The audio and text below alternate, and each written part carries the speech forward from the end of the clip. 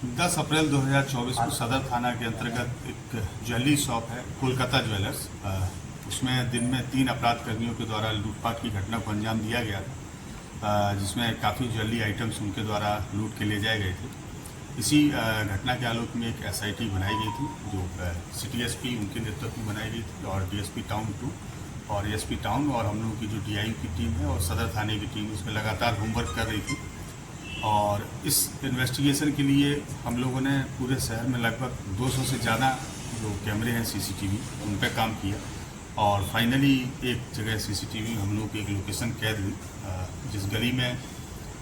लगभग 12:15 बजे एक बाइक पर जो कि येलो कलर की बाइक थी जो घटनास्थल में प्रयुक्त हुई थी, उसमें 2 अपराध कर्मी एक गली में जाते हुए दिखाई देते हैं और उसके 15 मिनट बाद में सेम गली से 3 अपराध कर्मी वापस आते हुए दिखाई देते हैं। हम लोगों ने इस आधार पर उस एरिया को चिन्हित किया, उस एरिया में होमवर्क करके घर को चिन्हित किया, उस घर में रेड की गई और उसमें से फिर उस दौरान 2 व्यक्तियों की गिरफ्तारी की गई, जिसमें से एक का नाम विकास झा है और दूसरे अपराध कर्मी का नाम अरविंद कुमार है। इन लोगों से पूछताछ के दौरान इन लोगों ने अपनी संलिप्तता को स्वीकार किया और इस घटना में जो अन्य 3 अपराध कर्मी थे जो घटनास्थल पर आए थे उनके बारे में जानकारी दी।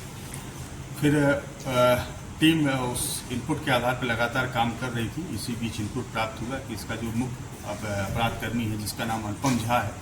उस रिपू झा जो वैशाली के राजा पाकड़ के रहने वाले हैं और काफ़ी कुख्यात अपराध कर्मी हैं और गोल्ड लूट के इन्होंने अन्य राज्यों में बहुत बड़ी बड़ी घटनाओं को अंजाम दिया है। उनकी लोकेशन जम्मू कश्मीर में कटरा के आसपास है। टीम वहाँ गई, कटरा के पास से इनको डिटेन किया गया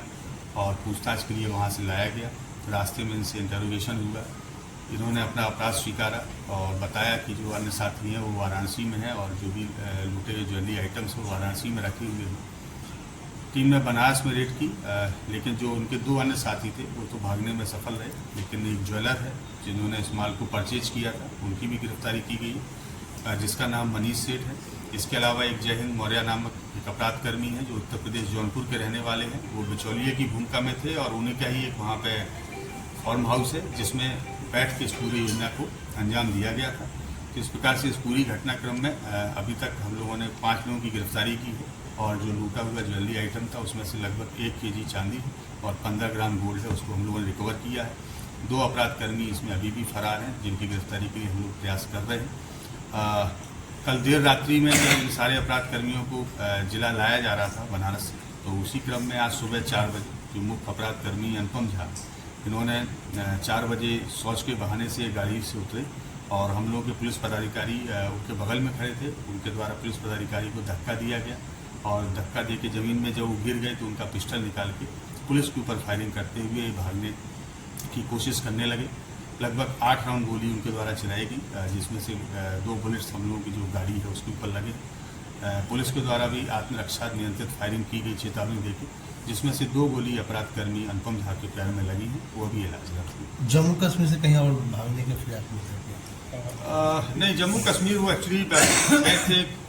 धार्मिक प्रयोजन से, धार्मिक उद्देश्य से वहाँ दर्शन करने गए थे माता वैष्णो देवी के,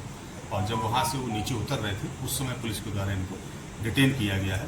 और इस टीम ने बहुत अच्छा कार्य किया है और बड़ा सराहनीय कार्य किया है और कुख्यात अपराध कर्मी की गिरफ्तारी भी की है। ये अपराध कर्मी अभी छत्तीसगढ़ में दुर्ग में वांटेड हैं। 2023 में इनकी गिरफ्तारी वहाँ पे एक ज्वेलरी लूटकांड हुआ था, अमलेश्वर सर्राफ थे उनकी दुकान पे और गोलीबारी के दौरान उनकी हत्या भी इनके द्वारा कर दी गई थी इनकी टीम के द्वारा। और जब इनकी गिरफ्तारी की गई तो ये हॉस्पिटल में एडमिट हो गए बहाना बना के, और हॉस्पिटल में इनके सहयोगी लोग आए जिनके द्वारा वहाँ फायरिंग की गई और हॉस्पिटल के कर्मियों को और वहाँ के पुलिसकर्मी जो ड्यूटी पर थे उनको बंधक बना के एक कमरे में बंद कर दिया गया और इनको लेकर भागने में वो लोग सफल हो गए। तो जो दुर्ग की टीम है वो भी शीघ्र यहाँ पहुँच रही है और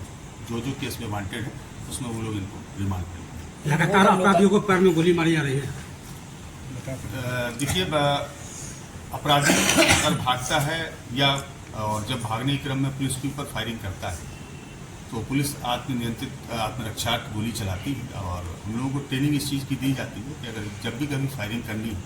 तो वैसे पार्ट पे की जाए जिससे कम से कम इंजरी हो, और इसीलिए पैर को ही टारगेट किया जाता है। इन लोगों का लोकल कनेक्शन भी है क्या? हाँ, लोकल कनेक्शन है इसमें, चूँकि ये जो मुख्य अपराध कर्मी है ये लोग तो बगल के ही जिले का रहने वाला है और इनके एक रिलेटिव हैं जिनका नाम विकास झा है, ये यहाँ कुर्नी में रहते हैं और विकास झा ने ही इनको जो मकान यहाँ पे है वो उपलब्ध कराया था। इसमें एक अरविंद नामक व्यक्ति भी है जिसका पहले गिरफ्तारी की गई है। विकास और अरविंद दोनों इसी जिले में रहते हैं और उन्होंने ही इसमें लाइनर की भूमिका निभाई। और कहीं भी इन लोग के ऊपर मामले दर्ज हैं क्या? हाँ, इनका एक काफ़ी लंबा आपराधिक इतिहास है जो मैं आप लोगों के साथ शेयर कर रहा हूँ। इनके ऊपर टोटल 7 केस है, जिसमें से एक केस जो सदर थाने में लूटपाट हुई थी वो है, और इसके अलावा बाकी केस जो है वो छत्तीसगढ़ में रायपुर जिले में है और दुर्ग जिले में है। रायपुर में भी एक बार जब इनको एक केस के लिए पेशी के लिए ले जाया जा रहा था कोर्ट में, तो वहाँ भी ये न्यायालय से भागने में सफल हुए थे। और ये टीम ने काफ़ी अच्छा कार्य किया है, इसलिए टीम को आप लोगों के समक्ष 31,000 रुपये से मैं पुरस्कृत भी कर रहा हूँ। आइए।